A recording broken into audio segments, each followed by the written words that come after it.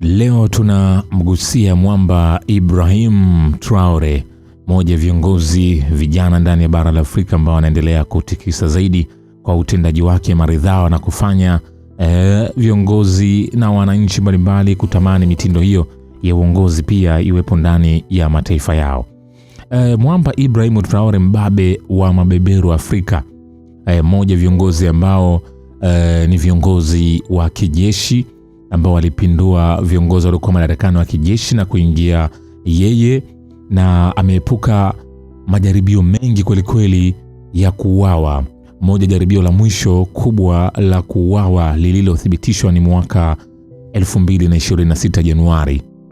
Na kwa sasa mwamba Ibrahim Traore ana umri wa miaka 37, na serikali ya Burkina Faso imeripoti kuwa njama ambayo ilihusisha mpango wa kumuua nyumbani kwake au kwa mabomu, ikihusisha pia maafisa wa kijeshi na raia wengine, iliweza kutambuliwa. Kwa hiyo kiongozi huyu ambaye kwa sasa ni mmoja ya kiongozi ambaye analindwa zaidi ndani ya bara la Afrika, ni kiongozi pia ambaye analindwa sana kwa sababu tangu achukue madaraka Septemba 2022, serikali ya Burkina Faso imeripoti mara nyingi zaidi majaribio ya yeye kutaka kuuawa, ingawa idadi kamili haijawekwa hadharani, lakini taarifa rasmi zinaonyesha kwamba njama kadhaa zimekuwa zikifumuliwa mara kwa mara za kutaka kumuua, na zipo njama za katika kumuua katika ulimwengu wa nyama na ulimwengu wa roho. Yote haya yamekuwa kiwindwa, lakini ni maombi ya wananchi na mipango ya Mwenyezi Mungu kwake kwamba imeandikwa atatawala, basi imeandikwa na mambo ndivyo yalivyo. Ibrahim Traore alichukua madaraka baada ya kumpindua Generali Damiba Septemba 30, 2022, na anaungwa mkono mno na wananchi kwa sababu ya msimamo wake wa kupinga ushawishi wa magharibi na kuhimiza umoja wa Kiafrika. Sasa kikubwa zaidi ambacho nataka nikueleze juu ya mwamba Ibrahim Traore. Ibrahim Traore ameanza rasmi kutengeneza sare za jeshi kwa kutumia viwanda vya ndani, na tuliona hivi karibuni kuna picha zilisambaa zikionyesha sare za jeshi la taifa la Burkina Faso. Wengi waliziona, wengine wakapongeza, wengine wakacheka, kudhihaki na mengineo mengi. Lakini kwambie, mchakato huu ni mchakato ambao ulianza Aprili 27 mwaka 2024, ambapo mwamba Ibrahim Traore alizindua ujenzi wa kiwanda cha textile cha Burkina Faso kinaitwa Task Force BF huko katika eneo la Bobo Dioulasso. Na mwaka 2025 Mei, kama ilivyopangwa, sare za kwanza za kijeshi ambazo zilikuwa zinasomeka Made in Burkina Faso zilitarajiwa kukamilika, lakini zilitoka sample za kwanza zikarudi tena zikaboreshwa. Julai 2026 sare mpya ambazo zimetengenezwa kwa vitambaa vya ndani viliweza kuonyeshwa kwa mara ya kwanza katika mahafali ya maafisa wapya wa kijeshi 218 katika chuo cha kijeshi cha George na Moano. Kwa hiyo ni moja ya hatua kubwa sana za mwamba Ibrahim Traore, na malengo makuu ya Ibrahim Traore kuamua sare za jeshi zitengenezwe ndani kwa mfumo wao wenyewe, kwa material yao wao wenyewe. Lengo ni kupunguza utegemezi wa nje. Unajua, kila mwaka Burkina Faso ilikuwa ikitumia mabilioni ya fedha kuagiza sare kutoka nje, na mradi huu unalenga kupunguza gharama hizo kwa asilimia kubwa mno. Kwa hiyo ni kwenye masuala mazima pia ya kupunguza utegemezi ambao nchi nyingi zimeshindwa kwenye kupambana kwenye hili. Lakini pia ukitazama kwa mwamba Ibrahim Traore ni swala zima la kuimarisha uchumi wa ndani. Unajua, kiwanda kina uwezo wa kutumia tani 2160 za pamba kwa mwaka, na wanaweza wakatengeneza sare 1,260,000 kwa mwaka, na kinatoa ajira takriban 600 moja kwa moja na 15,000 zisizo za moja kwa moja. Sasa ukitazama kwenye mfumo wa namna hii, ina maana ndani uchumi wa nchi unakwenda kuimarika kwa asilimia kubwa. Kwa hiyo ni malengo ya mwamba Ibrahim Traore. Lakini pia kwenye kukuza utambulisho wa kitaifa, ukitazama sare mpya zinatumia kitambaa cha jadi cha ndani ya Burkina Faso kinaitwa kenkengu kutoka eneo la Kulmu, zikichanganya utamaduni na taaluma ya kijeshi. Kwa hiyo ni moja swala zima pia la kukuza utambulisho wa kitaifa, kwamba unapoona sare hii tujua, kwa sababu ukitazama mfumo wa bakabaka huu wa kijeshi sio asili yetu ya Kiafrika, ni mifumo ambayo tumetohoa kutoka kwa wenzetu huko magharibi, tukageuza tukabadilisha kala na nini. Kwa mifumo mingi ya kijeshi inayovaa imetoholewa kutoka magharibi. kwa mabeberu waliokuwa kitutawala, lakini sio mifumo yetu halisi kwenye mavazi. Kwa nchi nyingi za Kiafrika zinapaswa kurudi ndani na kutengeneza mifumo yao halisi ya mavazi, watengeneze utambulisho wao wa taifa kwenye mavazi ya kijeshi. Ndio swala zima la kujenga uhuru wa Afrika. Ibrahim Traore ni mmoja viongozi ambao wanasisitiza kwamba Afrika inapaswa kuwa na miradi mingi ambayo iwe ni ishara ya kujitegemea na kupinga utegemezi wa mabeberu. Na Ibrahim Traore anahimiza mataifa ya Afrika kutumia bidhaa zao wenyewe, kujiimarisha ndani na kufanya biashara wao kwa wao ili kuweza kuweka mambo yawe sawa kabisa. Ukitazama haya ni malengo makuu ya Ibrahim Traore, na faida yake ni swala zima la uchumi. Anapunguza gharama za uagizaji na kuongeza ajira kwa maelfu ya wananchi na mambo mengine mengi ambayo yapo. Kwa sasa mradi wa sare za kijeshi za ndani ni sehemu ya mkakati mpana wa kujenga uchumi wa ndani na kuimarisha utambulisho wa kitaifa na kupunguza utegemezi wa nje. Kwa hiyo ni mpango wa mwamba Ibrahim Traore.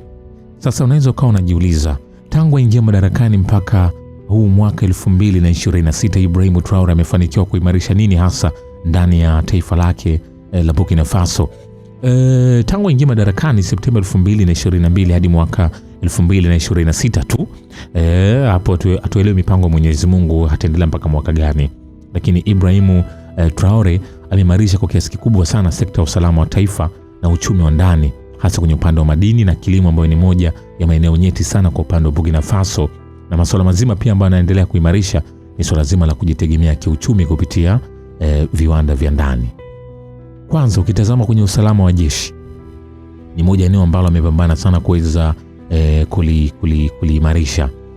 Kwanza uwekezaji mkubwa wa kijeshi pale ndani ya usalama wa jeshi la Burkina Faso. Ibrahim Traore ameweka zaidi ya bilioni 600 CFA francs ambazo zimetumika kununua vifaa na silaha mpya kwa jeshi la Burkina Faso kwa ajili ya kupambana na maharamia na magaidi ambao huwa wanaitesa sana Burkina Faso kama wanavyoitesa Mali pia.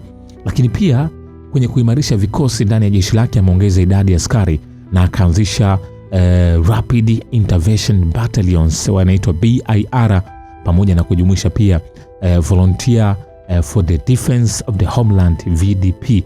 Hiki ni kikosi kingine ambacho lengo ni kuimarisha ulinzi zaidi ndani ya taifa lake kwenye kupambana na maadui, na matokeo yake ni kwamba tangu ameweka usalama huo kufikia mwisho wa mwaka 2024 serikali yake iliripoti 70.89% ya ardhi ya Burkina Faso imerejeshwa kutoka kwa magaidi. Maana magaidi walikuwa wanaishika na walikuwa wanaendelea kusogea.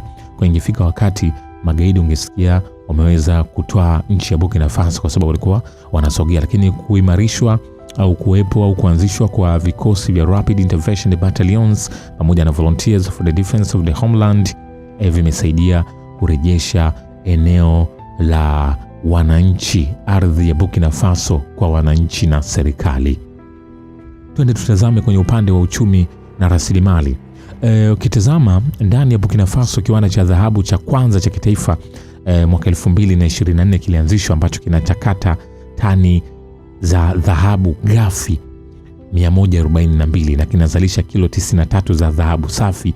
Lengo ni kuzalisha kilo 400 kwa siku na kinatoa ajira kwa zaidi ya watu 5,000. Kwa hiyo hii ni mambo ambayo pia mwamba Ibrahim Traore amefanikisha ndani ya taifa lake. Lakini pia njoo kwenye swala zima la utaifishaji wa migodi mikubwa.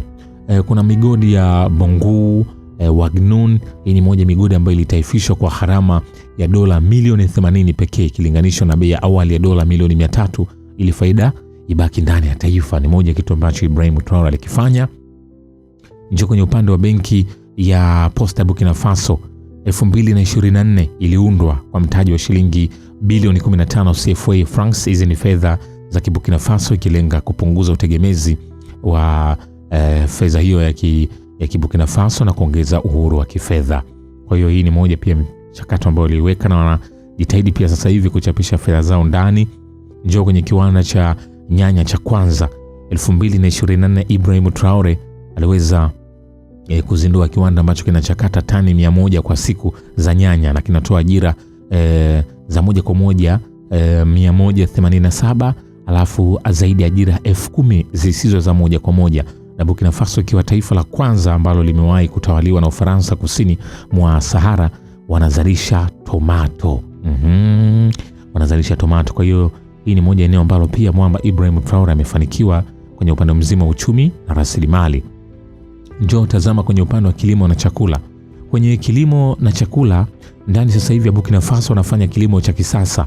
Serikali imewekeza sana kwenye mashine za kilimo, mbegu na pembejeo za ruzuku. Kwa hiyo matokeo yake ni kwamba kufikia mwisho wa mwaka 2025 Burkina Faso ilitangaza kuwa imefikia kujitosheleza kwa chakula kwa mara ya kwanza katika historia yake. Kwa hiyo hawahitaji msaada wote wa chakula. Kwa hiyo watu wa magharibi wanaposema Afrika inakufa njaa, Afrika jamani itapatwa na njaa, Burkina Faso wala hawana changamoto yoyote, chakula wanacho cha kutosha. Na hii ni moja jambo ambalo nchi nyingine za Kiafrika zinapaswa kuiga. Lakini pia njoo kwenye miradi mipya. Kituo cha kitaifa cha usaidizi wa usindikaji wa pamba, mifumo ya umwagiliaji na viwanda vya usindikaji wa mazao vilianzishwa chini ya mwamba Ibrahim Traore. Kwa hiyo kwenye kilimo na chakula amefanikiwa. Na nikupe tu siri kwamba ukitaka kujua majeshi huwa yanafanya vizuri, tazama kwenye mambo mazima ya kilimo.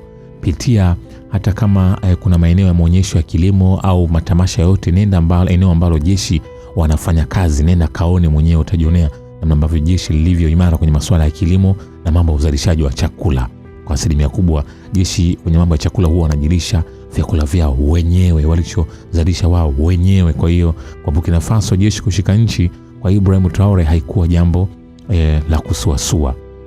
Njoo kwenye mambo ya miundombinu na huduma za jamii. Hapo nakupa tu kwa uchache.